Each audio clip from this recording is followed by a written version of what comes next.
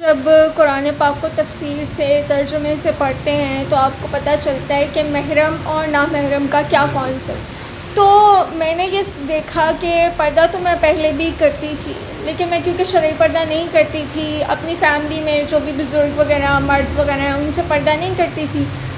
तो उसके बाद मैंने फ़ैसला किया कि नहीं, मुझे अब उसी तरह से पर्दा करना है जिस तरह अल्लाह ने हुक्म दे रखा है। अस्सलाम वालेकुम नाज़रीन, पाकिस्तान स्पेशल के साथ मैं हूं आपका होस्ट हैदर अली और आप देख रहे हैं जुनून न्यूज़ नेटवर्क। नाज़रीन, आज मैं आपकी मुलाकात एक ऐसी पाकिस्तानी ख़तून से करवाने जा रहा हूं जो एक बाप पर्दा ख़तून हैं। उनका यही कहना है, ये जर्नलिस्ट भी हैं और ये वाहिद जर्नलिस्ट हैं जो निकाब में रहती हैं। इनका यही कहना है कि सिर्फ जो मैं अपना चेहरा दिखाऊंगी वो अपने खावंद को दिखाऊंगी। ये भी इनसे बात करेंगे कि आखिर ऐसी क्या साइकी है कि क्यों इस तरह का कहती हैं ये, और ये क्या क्या करती हैं। आइए चलते हैं, तारुफ करवाते हैं तहरीम काजी से। अस्सलाम वालेकुम। वालेकुम अस्सलाम। कैसी हैं आप? अल्हम्दुलिल्लाह। अच्छा, माशाल्लाह, ये इस्लामी तौर पर भी ख़वातीन को पर्दे का कहा गया है, ये बहुत अच्छी, यानी कि मैं अप्रिशिएट करूँगा। और ये कहना कि खावंद को ही फेस दिखाऊंगी, तो ये कैसे आया? अच्छा, ऐसे है इसमें कि आप जब कुरान पाक को तफसीर से तर्जुमे से पढ़ते हैं तो आपको पता चलता है कि महरम और नामहरम का क्या कॉन्सेप्ट है। तो जब मैंने भी कुरान पाक को तफसीर से पढ़ा और सूरह नूर पर पहुंची तो मुझे पता चला कि महरम रिश्ते कौन से हैं जिनसे निकाह हराम है। तो उन रिश्तों में जो है वो आपका खामिद जो है वो शामिल होता है जिससे आपका पर्दा नहीं है। आपके वालिद हैं, आपके भाई हैं, आपके सगे मामू चाचू हैं, बेटे हैं, भांजे हैं, भतीजे हैं, उनसे आपका पर्दा नहीं होता। ठीक है, वो हुर्मत के रिश्ते हैं जिनको हुर्मत के रिश्ते कहा गया है। तो मैंने ये देखा कि पर्दा तो मैं पहले भी करती थी, लेकिन मैं क्योंकि शरई पर्दा नहीं करती थी, अपनी फ़ैमिली में जो भी बुज़ुर्ग वगैरह मर्द वगैरह हैं उनसे पर्दा नहीं करती थी। तो उसके बाद मैंने फ़ैसला किया कि नहीं, मुझे अब उसी तरह से पर्दा करना है जिस तरह अल्लाह ने हुक्म दे रखा है। तो मैंने उसके बाद वैसे ही पर्दा करना शुरू कर दिया। तो अब क्योंकि वो मुझसे अक्सर लोग यही सवाल करते हैं तो मैंने कहा कि मैं जो है वो अब जिसका हक़ है मुझे देखना उसी के सामने जाऊंगी। मैं इन तमाम औरतों की तरह अपने जो है वो सताइश की तवक्को लेके हर एक के सामने तो नहीं जा सकती। बिल्कुल ऐसी है, जैसा कि आप जर्नलिस्ट भी हैं, इसमें देखा जाता है कि नकाब के बगैर काम करना पड़ता है। उसमें आपको क्या मुश्किलात फेस आई, या कभी किसी ने फ़ोर्स किया हो या कहा हो कि हम आपको जॉब पे रख ही नहीं सकते, कि जब आप नकाब के बगैर आ ही नहीं सकती? अच्छा, ऐसे हुआ कि अल्लाह का ये बहुत बड़ा करम हुआ मुझ पे कि मुझे जिस अच्छे इदारे में नौकरी करने का मौका मिला है वहाँ पे किसी ने मुझसे ऐसी कोई शर्त नहीं रखी और मैंने बहुत अच्छे अंदाज में वहाँ पे काम शुरू किया और आज तक अल्हम्दुलिल्लाह बहुत अच्छे से काम चल रहा है मेरा। लेकिन मुझे ऑफ़र्स जब हुए ऑन कैमरा आने की तो तब उनका ये मुझसे इसरार था कि आप नकाब ना लीजिए।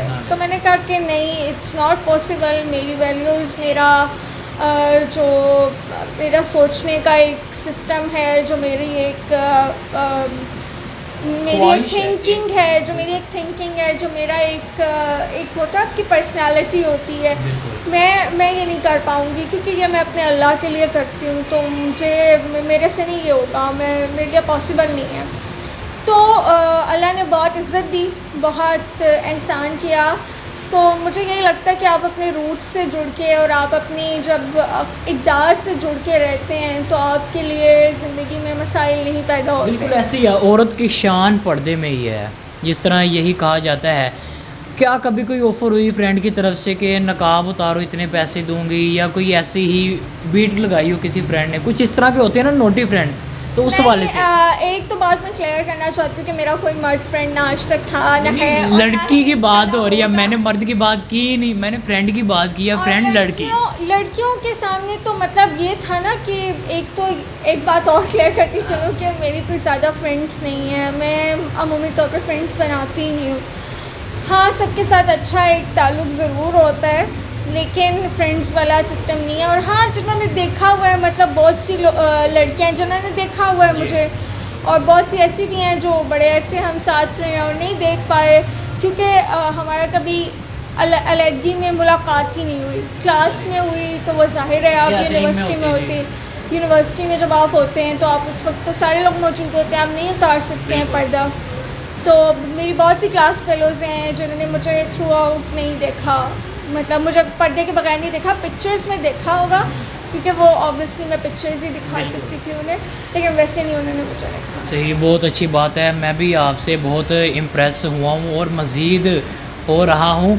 अब मेरा आखिर में ये सवाल कि जो लड़कियाँ पर्दा नहीं करती, जो कुछ लिबरल्स मौजूद हैं, उस हवाले से क्या कहेंगी आप? देखिए, इसमें दो चीज़ें हैं। एक तो ये कि आप दुनिया के होकर रहना चाहते हैं और दूसरी ये कि आप अल्लाह के अहकामात पे रहकर चलना चाहते हैं। देखिए, ऑब्वियसली आज का जो दौर है वो 1400 साल पुराना दौर नहीं है। अब आपने तालीम हासिल करने भी जाना है, आपने रिस्क रोज़गार के लिए भी बाहर निकलना है, आपको बहुत से कामों के लिए बाहर निकलना पड़ेगा। तो ये आप पे डिपेंड करता है कि आप अल्लाह के अहकामात पे चल के बाहर निकलती हैं या अपनी मर्ज़ी से अपनी ख्वाहिश की ताबे हो के बाहर निकलती हैं। तो मैं तो यही कहूँगी कि जितना जल्दी है आप सच की तरफ लौटें, अल्लाह की तरफ लौटें, इस चीज़ को देखें, समझें कि आपका मकसद हयात क्या है, आपको दुनिया में क्यों भेजा गया है और अल्लाह ताला ने आपसे क्या तकाज़ा कर रखा है। तो अगर तो आप ये समझ लेते हैं तो आपको पर्दा करने में कोई मुश्किल नहीं होगी।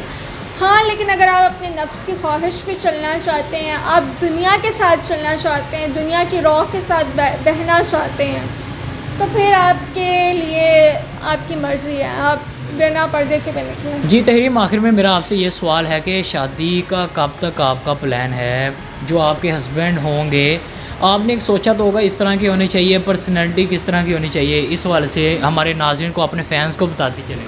अच्छा, फ़ैन्स को मैं ये बताना चाहूँगी कि हस्बैंड के हवाले से मेरा ये ख़्याल है कि जो मेरी फ़ैमिली मेरे लिए पसंद करेगी वही ज़ाहिर है मेरी पसंद होगी, और अल्लाह की तरफ से जिसका इस्तिखारे में बेहतर जवाब आएगा तो वही हस्बैंड होंगे। और मैंने कुछ ख़ास नहीं सोच रखा।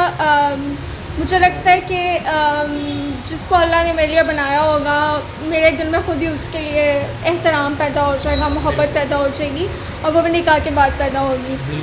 तो जो भी होगा वो कुछ प्लान नहीं है, मतलब मेरा कोई ऐसा नहीं है कि मैंने ये प्लान कर रखा हो कि कुछ सोचा नहीं है, कह सकते हैं मैंने कुछ नहीं सोचा।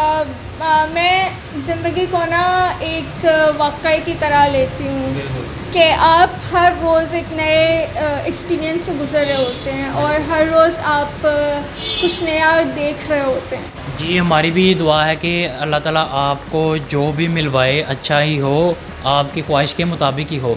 जी नाज़रीन, आज हमारे साथ तहरीम काजी मौजूद थी जो हमारी उन ख़वातीन के लिए रोल मॉडल हैं।